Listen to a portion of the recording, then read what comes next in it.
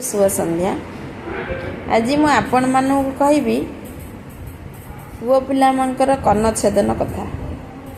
16 संस्कार भितर कर्ण छेदन गोटे संस्कार, किंतु एटा बहुत लोक आजिकल विज्ञान जुगे माने मानु नांती, किंतु किंतु निहाती पुओ पिलांकर कानटा को फोड़ेबा कथा।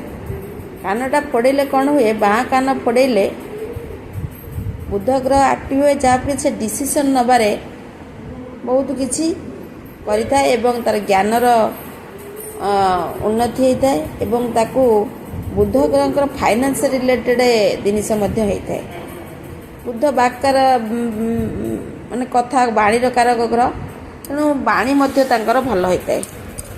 किंतु जितेबाला आप डाहाण कान भी फोड़ाऊँच से शुक्र ग्रह को रिप्रेजेंट भी करते। शुक्र हेल्ले लग्जरी लाइफ ग्रह, आपण को एस आराम लग्जरी गाड़ी घोड़ा बंगला पैसा सुख सुविधा सब दे था।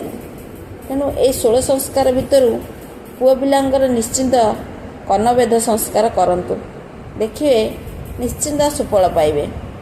आउ पुओ छुआंकर कानरे यदि आपण सुना दीटा लगे दौरान बृहस्पति महाग्रह बहुत भल एक्टिव होता। आ बृहस्पति जीव एक्टिव हेले से माने बहुत क्षेत्र में उन्नति करि थांती। जय जगन्नाथ।